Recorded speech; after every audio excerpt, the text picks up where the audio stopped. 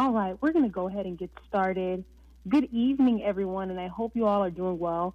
My name is Marsh Noel, assistant to the city manager and also the facilitator for tonight's call. Thanks again for joining us for another community teleconference on COVID-19 related updates. This evening, you will hear from members of our Emergency Operations Center and Public Safety. Our speakers for tonight, you'll be hearing from the city manager, Mr. Evans, who's currently serving as our Emergency Operations Center Commander.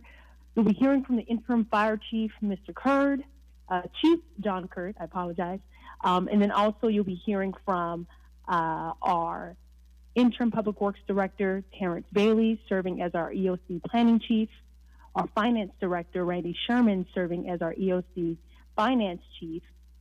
And then also you'll be hearing from our Human Services Section Chief, Valerie Grimsley. And as you always know, before our call, there are a few things that I would like for you to be aware of. First, our call is being streamed on all city social media accounts and are also being broadcast on TV channels. In addition, this will be a 1-hour conference call. As usual, the first portion will be dedicated towards updates that the team will be sharing with you. Afterwards, the remaining time will be left for any questions and answers by the community. Please be advised that everyone on the call is currently muted, with exception to all of the speakers. Instructions as to how you can participate later into the Q&A portion will be provided at that time. With that being said, I will go ahead and turn it over to the city manager to begin. Good evening, everyone, and thank you, Marcia, for being the moderator on this evening's call. The intent behind this call is to provide you a real-time update as to what your incident command team is dealing with on a regular basis as it relates to COVID-19. I can tell you that what's happening at the state level is the governor has assembled a task force to look at ways and means to be able to reopen certain elements of the state. He has formed a committee with representation from all over the states in a variety of disciplines to be able to provide some perspective. Within the next 24 hours, the committee will be synthesizing their report and then providing the governor with some recommendations, most likely on Monday, as his executive order concerning staying at home or safer at home is set to expire on April 30th. The committee is going to look at ways to responsibly open certain elements of the economy. As we know, the economy is certainly an important aspect of our state, and more importantly, looking at the health, safety, and welfare, how our residents, individuals that travel to this state can do so safely. But we can also anticipate that some of the recommendations that have been proffered by the CDC, Center for Disease Control and Prevention, are going to remain in place, as those are common best practices as we combat this pandemic. I've been asked to serve on 2 county-wide committees to look at boating and marinas and public beaches. I can tell you the Boating and Marina Committee has met, and we have discussed safe ways to look to open up some of the boating ramps and the marinas throughout our municipality, but looking at it holistically. Information has been shared from law enforcement as well as the county administrator on certain things to ensure that we are consistent with everyone in Region 7, which is Monroe County, Miami-Dade County, Broward County, and Palm Beach County. Everyone is trying to work in unison, because if one county acts and another county does not act, it provides for confusion to the public, and we want to make sure that the messaging is the same, that's clear and succinct. But the committee is working to be able to have some uniformity and consistency, looking at boating operations, focusing on what we can do on the commercial boating side, but also the recreation side is being considered.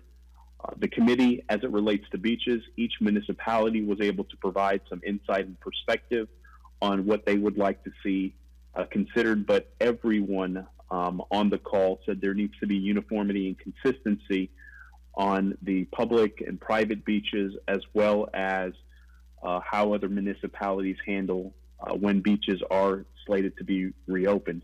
There hasn't been much specificity as to when that conceivably can happen, but it looks like some of the parks and other recreational amenities may be coming online as other committees work on those initiatives, which I'm not privy to the conversations that have had on those committees. But we understand that people are anxious to get out, to see some form of normalcy return, and we want to do so safely. You will also hear later on today that we have approximately 23 confirmed cases here in the city of Riviera Beach of individuals that have tested positive for COVID-19. That is significantly lower than West Palm Beach and other communities. But I want to stress that the abundance of caution, because that number can be artificially low because of not having a testing site within our community, and I will speak on that later, as well as if anyone has had to go to any of the local testing sites, it does take some time, energy, and effort to be able to get into the testing sites. Now, if you go through your primary care physician and you go through your insurance, there's probably quicker ways to be able to get the test administered and get your results back. But if you utilize any of the free testing sites, it does take some time. So we must not become complacent and complicit and say that we only have 23 cases, as we have seen that number steadily and slowly increase. The city of Riviera Beach is also looking at municipal operations, what municipal operations are looking to come back online and what form and fashion that looks like. We've had the conversation as early as this week to talk about creating strike teams, hybrid scheduling. We have already begun cleaning a lot of the facilities that have been vacated by staff and sealing them, and then looking at deploying the appropriate technology to accommodate our workforce as we look to probably work from a remote platform as we see what the state rolls out as far as the modifications to some of the executive orders. We can also anticipate that individuals that have pre-existing conditions, individuals that are over the age of 65, and individuals that can work remote. I anticipate that when the governor looks at Executive Order 2019, which talks about being safer at home, they are still going to strongly encourage, if at all possible, that individuals utilize some of the technology that's out there versus a situation that they come into an office if they can't adhere to social distancing and some of the other things that we've discussed in previous calls. But more information will be provided as the executive order is set to expire on April 30th. So we can anticipate some information coming down from the state as well as the county to provide a little bit more clarity with regards to what the new norm is going to be. On Sunday, we have a surgical mask giveaway, as well as on Monday.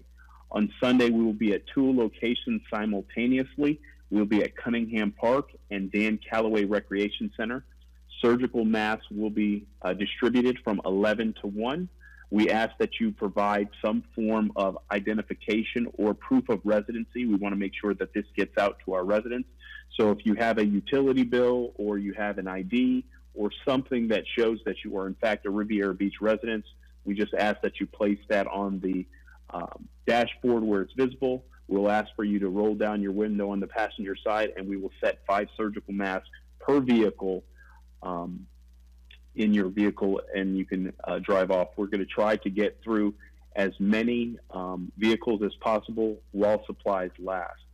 On Monday, we will be doing the exact same thing, and the 2 facilities that we will be at, or 2 areas we'll be at, is Wells Recreation, which is directly across from City Hall, and then we'll be on Singer Island at the Ocean Walk. We'll have a distribution site similar to other distributions, and we'll make sure that individuals get the surgical mask. We are also in the final stages of getting cloth masks in stock.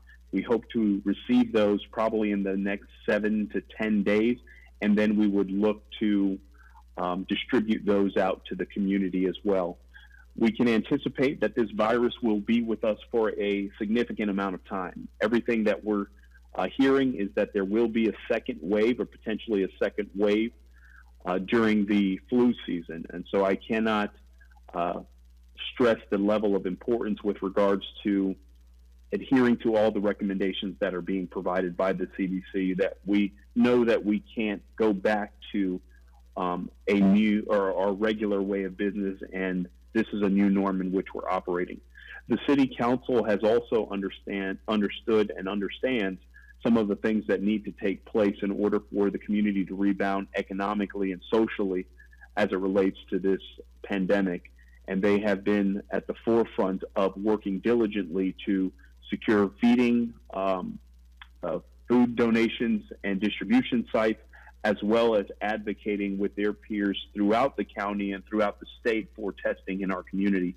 We're working diligently to be able to secure some testing sites in our community, but it is very hard when you're looking at situations where other municipalities have 4 or 5 or 6 or 7 times the number than we have, but we have still pushed back on that to say that that number is artificially low because our community doesn't have access to some of the testing. One of the things that one of the things that you're going to see roll out here in the next couple of weeks is the economic recovery plan. The elected officials have all selected committees that they will be spearheading, or task force, to address some of the things that we need to address to rebound socially as well as economically. Mayor Felder will be chairing and spearheading the task force focused on community faith-based service. The next would be hospitality, tourism, and maritime industries, which will be chaired and managed by Chairperson Votel. Fast track permitting will be by our Vice Chair, Mr. Doug Lawson.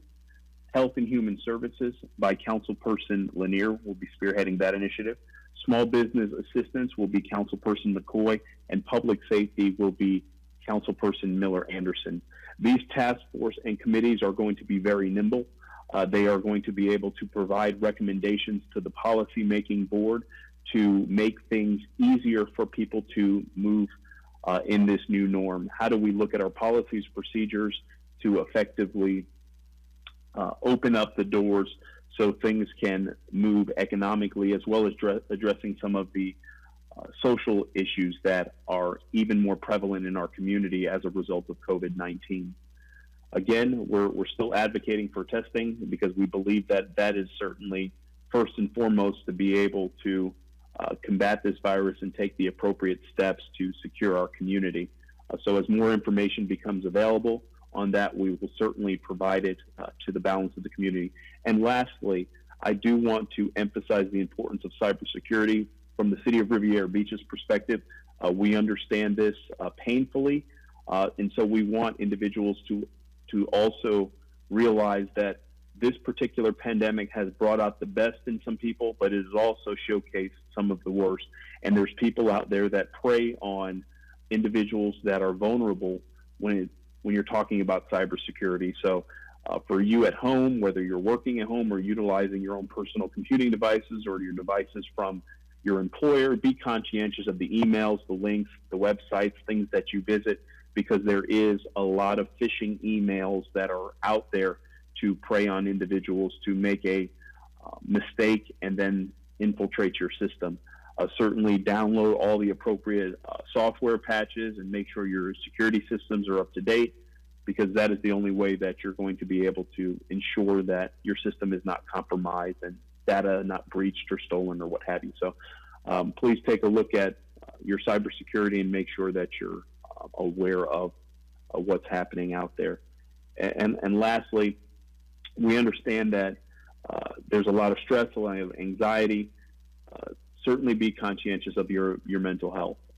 Anything that the City of Riviera Beach can do with regards to helping to facilitate that, we're certainly advocating as much as we can. And that's why we believe some of the recreational amenities need to come back in some form or some fashion so people can get out and recreate and be able to see some hope as we operate in this new norm. So, Ms. Noel, thank you again for the opportunity, and that concludes my comments, and I'm passing the call back over to you. Thank you, Mr. Evans. Now we're going to hear from our Interim Fire Chief, John Curd, from Operations. Good evening, everyone. Again, my name is John Curd, Interim Fire Chief.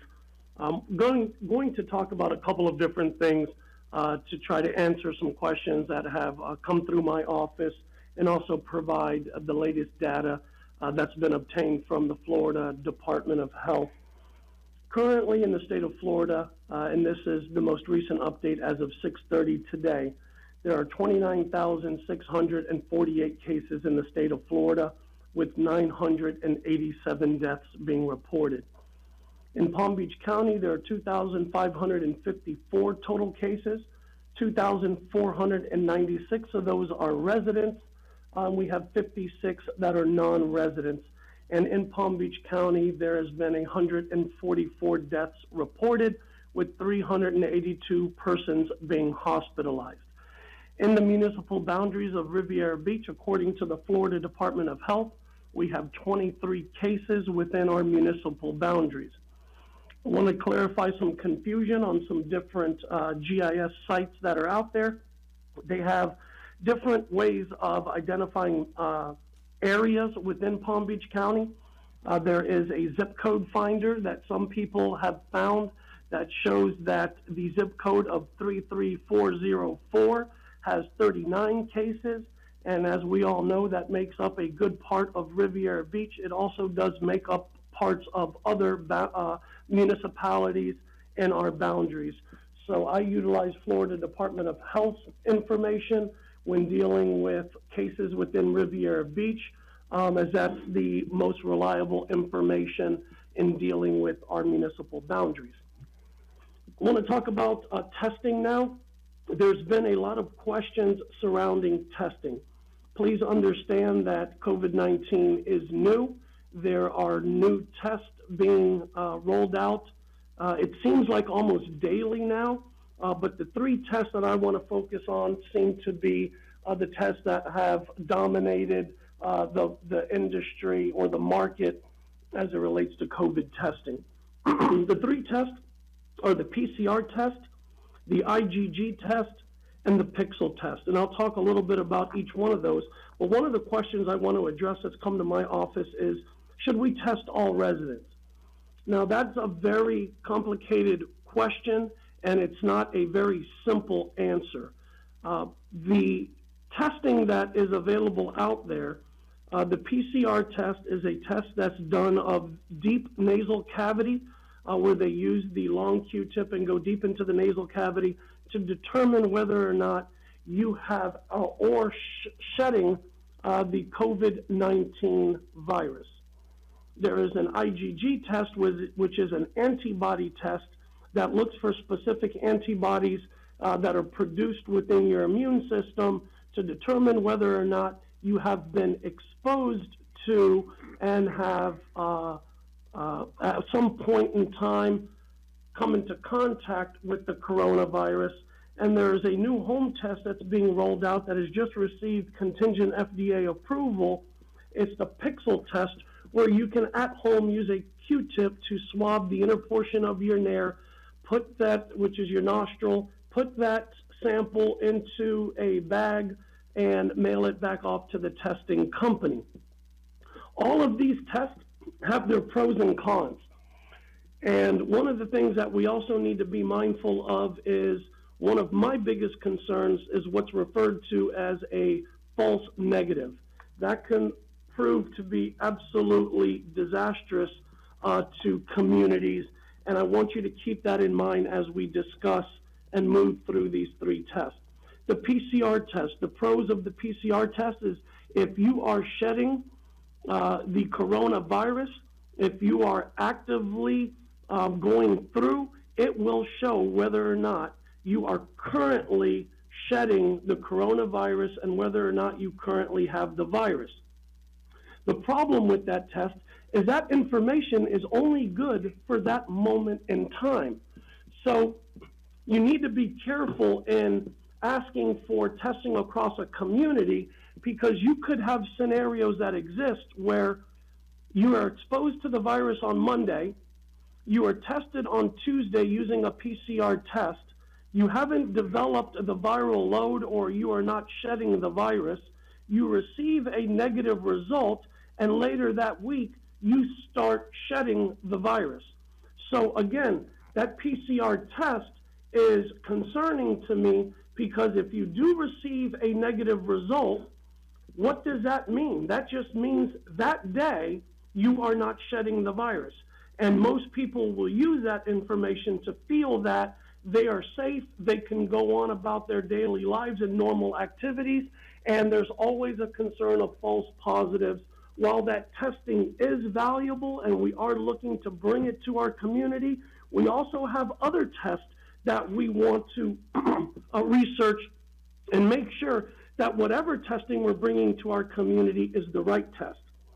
IgG testing is an antibody test that looks for specific antibodies in your system to determine whether or not you have gone through and your body has actually fought the coronavirus.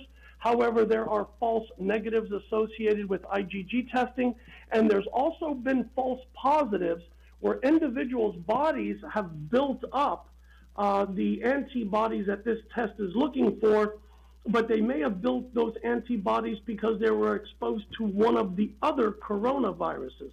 Please understand that COVID-19 is not the only coronavirus that is out there. There are other forms of the coronavirus. So we want to be careful with IgG testing as well. The Pixel test, the at-home test, I do not have, as of yet, a lot of data or confidence in that testing. We are relying on people at home to do their own nasal swabs. There is a lot of margin for error on not collecting the sample appropriately, and that will yield a false negative.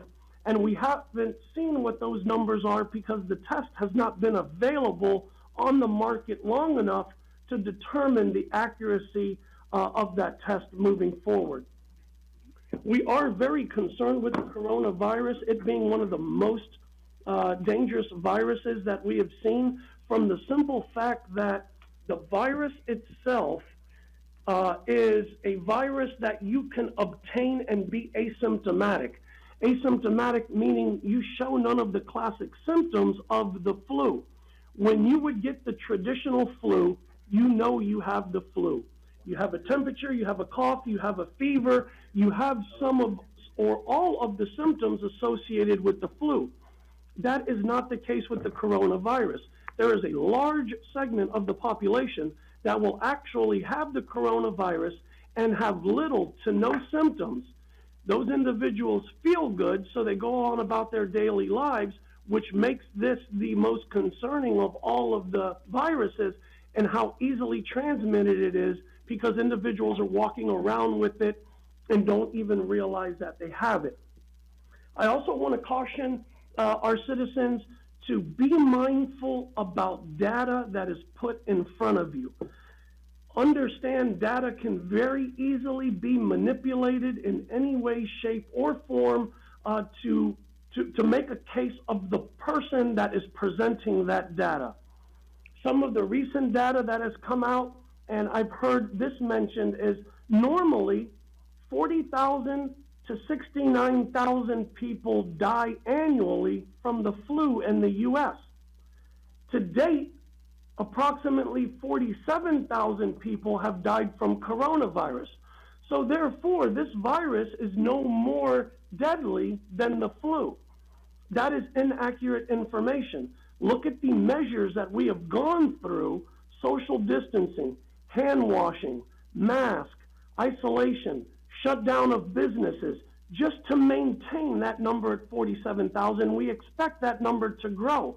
So we have taken a lot of measures to ensure that that number stays down. So again, please understand that data is only as good as its source and the person who is pleading their case in the way and the form that they present that data.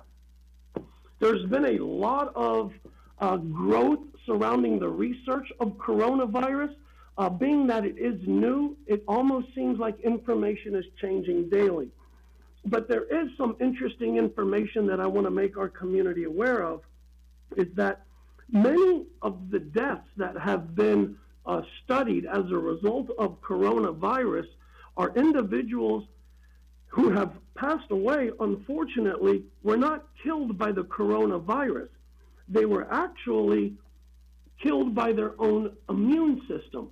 there's a phenomenon known as the cytokine storm, in which basically there's an overreaction of your body's immune system to attack a foreign substance in the body. And that overreaction actually causes organ shutdown and organ failure. And there are individuals that are going to the hospital one day and 24 hours later they're on a ventilator. And it may not be as a result of the coronavirus itself, it's the body attacking itself to rid itself of the virus, and it's actually killing itself. Interesting concept, interesting phenomenon, but there are medications that are being looked at right now to suppress individuals' immune systems, because in some cases, you're better off to go through the symptoms of the virus using some of the treatments to control the virus. We've heard the hydroxychloroquine, we've heard about the Z-Pak. All of those are different medications that are being looked at to combat the virus itself, but our concern now is to protect you from yourself medically as it relates to your immune system overreacting to this virus. So that is interesting information that is coming out, and we're going to continue to stay on top of this through operations, through the EMS Chiefs Group in Palm Beach County, the state, and the nation. As a quick update to operations, I can assure everyone that fire and rescue is fully operational. Mr. Evans and Mr. Little in logistics have done a phenomenal job obtaining our PPE needed for us to continue to respond to these calls. We still have a COVID 87, which is our specialized COVID response vehicle, being staffed 24 hours a day, 7 days a week, to respond to these calls. And rest assured that Riviera Beach Fire Rescue, the men and women that make up our organization, stand ready to respond to your needs as a community. And with that, I turn it over to you, Ms. Noel. That concludes my report. Wonderful. Thank you, Chief Kurd. And I just want to reiterate the significance of our community staying connected to these conference calls, because to hear the level of detail and understanding that you've provided, I think is very valuable. So it's great that we have so many people joining us on this call. Next, we're going to be hearing from our Interim Public Works Director, Mr. Terrence Bailey. Terrence Bailey, Public Works Director, and your Planning Section Chief. The Planning Section is working with all sections and operational elements as we transition away from this emergency incident and into the humanitarian and restoration side of this pandemic. Most of the information you will hear will come out of the Human Services Department, but the Planning Section stands ready to support all operations in this transition, and that is the planning report. Thank you, Mr. Bailey. We're going to now move over to the Finance Director, Mr. Randy Sherman. Good evening, everyone. This is Randy Sherman, your Finance Director, serving as Finance Section Chief. At the risk of being repetitive from week to week, but primarily for those individuals who are tuning in for the first update, I want to let you know that we continue our meter reading and billing process, and we continue to process payments when they come in. Our field staff remains at the ready to respond to any calls that require on-site service. As I've stated on past calls, I want to assure everyone that the call center is fully staffed, and if anyone needs assistance on a utility account, please contact the call center. And that number is 561-845-4050. Again, that's 561-845-4050. I also wanted to take this opportunity tonight to provide a brief summary as to the costs the city is incurring directly as a result of the pandemic. Costs of protective equipment such as gloves, gowns, masks, sanitizing, disinfectant, paper products is actually only totaled about $70,000 so far. Our issue on these products has not been the cost as much as it has been the availability and obtaining the items. In addition to these costs, staff is averaging close to 250 hours per day, 7 days per week on pandemic-related activities. The cost of these activities is about $16,000 per day. And finally, the city has elected to continue to pay employees, both those full-time and part-time employees, their base pay, even when not working for health and safety reasons. We term these employees as reserve status employees, and over the first 3 weeks, running from March 20th through April 11th, the city has provided compensation to our reserve employees for over 13,000 hours at a cost of approximately $400,000. And that concludes the finance section report.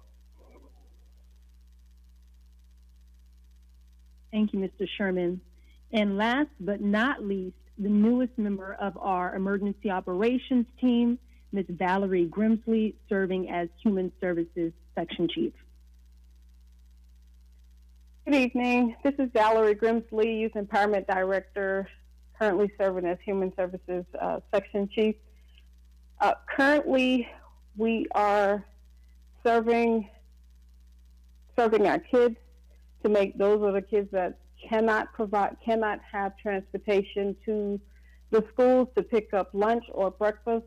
We are serving 145 of those students, making sure that they are eating breakfast and lunch on a daily basis. We're serving those kids Monday through Friday throughout Riviera Beach, and accepting additional students or parents who doesn't have transportation, or for some other reason the kids are not getting the nutritious meals that they need. We're serving 103 senior meals per night, Monday through Friday. Those are delivered to those seniors. We're also working with Feeding South Florida and other entities.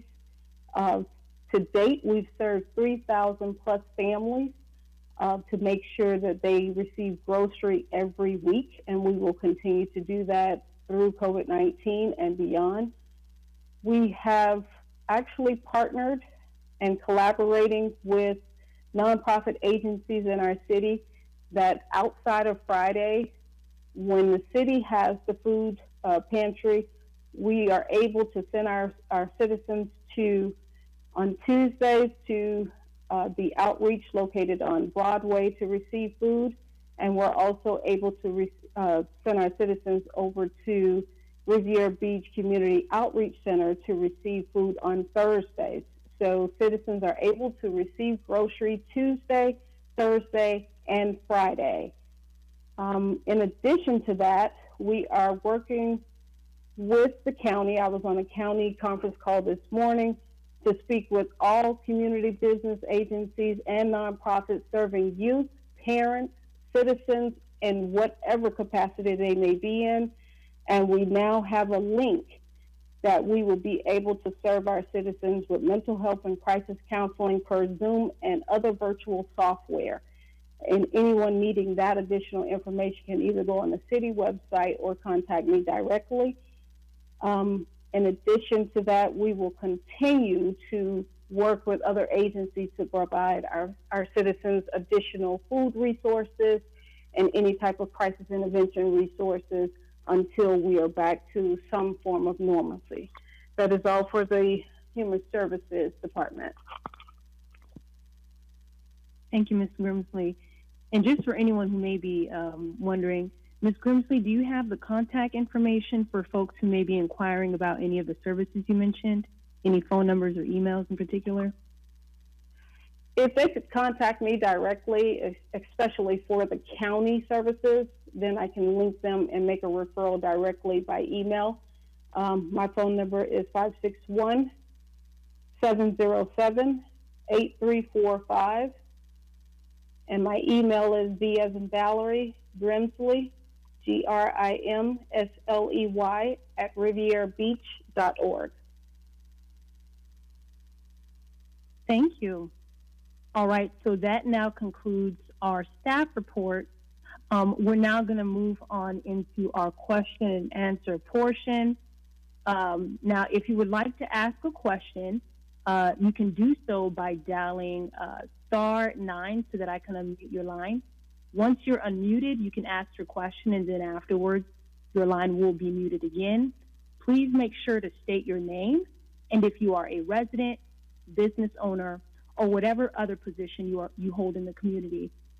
We will also try to get as many questions as possible, and if necessary, we may have to just take one question per person to ensure that we also end in a timely manner. Please also remember to conduct yourself accordingly, as there are others on the line. So if there are any questions, you can go ahead and dial *9.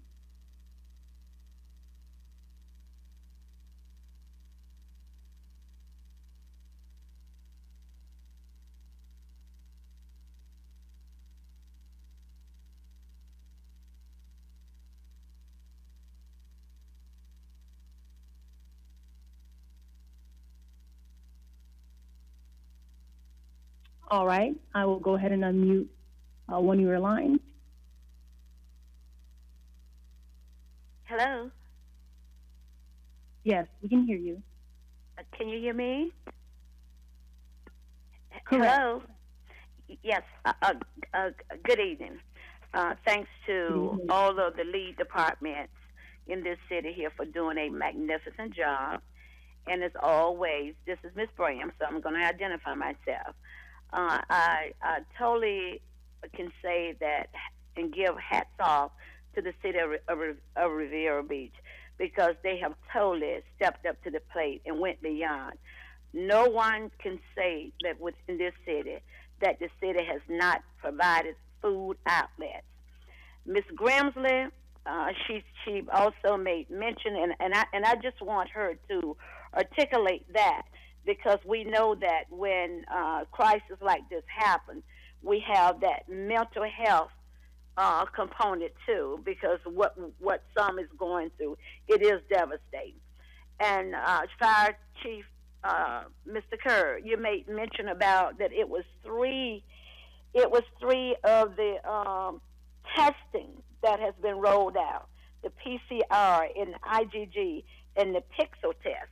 And just clarify again which one that you said that perhaps that if the city did bring this into the city, which would be most beneficial, under the circumstances, what the city can provide, for the entire city of of Riviera Beach. So, Ms. Grimsley, so just put that out about the mental health crisis, because you may mention something about Palm Beach County that you have made contact with them, and thanks for taking care of all of these kids as well as the seniors. So from the management on down, you all are doing a superb job, and we will continue to work with all. Okay.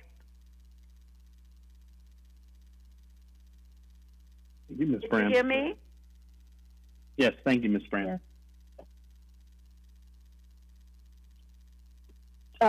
Chief Kurt, would you like to respond and I go after you, or?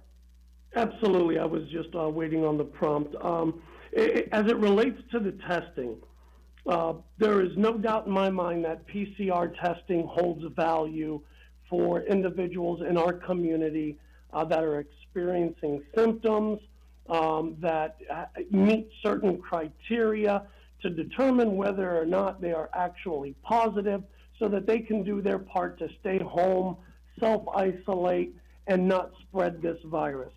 I would hope that if the data that is coming back as far as the antibody testing looks promising, and it's worth the taxpayers' dollars to spend the money on that testing, that is a type of testing I would like to see to determine who has already been exposed to COVID-19, who may have the antibodies, and whether or not that person could potentially have the immunity to COVID-19.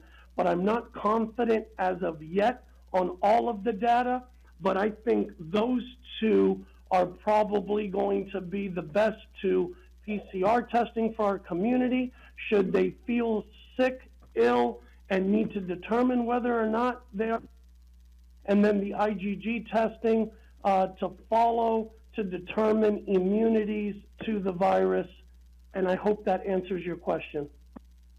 Thank you. Per the conversation with Palm Beach County this morning, Riviera Beach Human Services was a part of 75 community business agencies that were a part of a conversation this morning for about 2 hours. We talked about how we can get our citizens, our youth, our parents to some form of normalcy by way of either mental health therapy, group therapy, art therapy, even virtual recreation as a family or individual. So their services are out there, and we were able to say what we needed in our communities. So those services are free to our community. Some of them are Medicaid based, some of them are on a sliding scale base, but the county youth services was on the phone to say that they are getting funding from different areas throughout the county to try to supplement some of the funding for those families that cannot pay. But the services are available but they are available by way of virtual. So that's why I don't want to just put the link out there because it can be a little convoluted if you don't know exactly which services you're going for.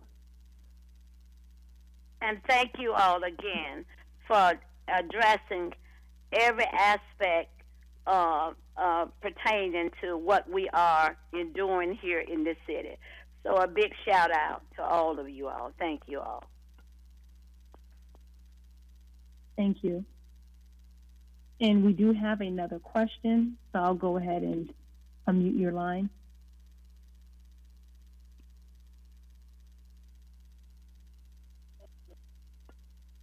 And we do have another question, so I'll go ahead and unmute your line.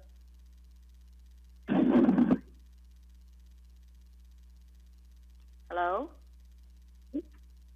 Hello? Hello? Are you? Yes. Did you dial *9 to speak? I did, but I don't know if it went through. No, I think it did because I can hear you. What's your name?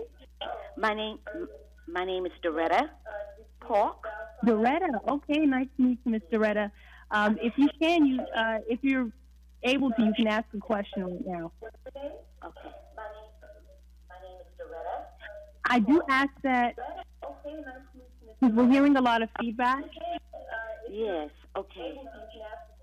Okay. My question is that first of all, I want to thank all the first responders, Chief Interim Hurd, and also Mr. Blankenship, and also our manager, Mr. Jonathan Evans, and all the police officers that came out for the Feeding South Florida. I received food and also shared quite a bit of my food with my neighbors. And we are all grateful for what you all do for the citizens of Riviera Beach. But I want to have a question because I saw a flyer stating that you all were going to give out the masks. And the flyer stated that it would be on Sunday. And I texted to some of my friends, and they said, no, it was going to be on Saturday.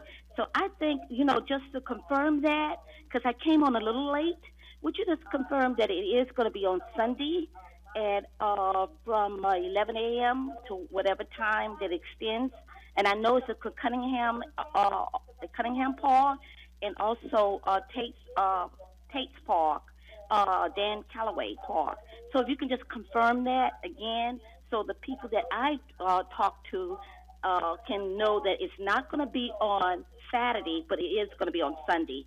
And again, thank you all for everything that you all do for all of our citizens, from the young youth, to senior citizens. Hats off to you, as Ms. Bram said, to everyone. And thank you. And also, you all please remain safe and healthy. Thank you. This is Mrs. Park calling. Thank you very much. Bye-bye. All right. Thank you, Ms. Polk, for your comments and your remarks. They are certainly appreciated by all the staff. You are absolutely correct. The surgical mask distribution will occur on Sunday from 11 to 1. It will be at 2 locations. simultaneously. So whichever location is closer to you, there will be staff that will be available to assist in making sure that each vehicle gets 5 surgical masks. We'll be at Cunningham Park and Dan Calloway Recreation Center. That's on Sunday from 11 to 1. If for whatever reason you can't get to any of those 2 sites, we will also, excuse me, be doing another mass distribution on Monday, same exact time, 11 to 1, and that will be at the Wells Recreation Complex and at Ocean Walk. So we will have surgical masks. We ask individuals to have some proof of residency placed on their dashboard, and then we will approach the vehicle and put the mask either in the back seat or in the passenger seat, etc. So we have about 15,000 masks that we have slated for distribution. We are going to go and get as many masks as we possibly can while supplies last, and we are in the process of acquiring some cloth masks that are wash and reusable. So we will do another community distribution once those masks are secured. So yes, 2 locations, 2 on Sunday, 2 on Monday, and we will make sure that a call is put on Channel 18 so the residents know exactly what days and times those mass distributions will occur in our community. Thank you. Are there any other questions regarding what was discussed? Again, you can dial *9.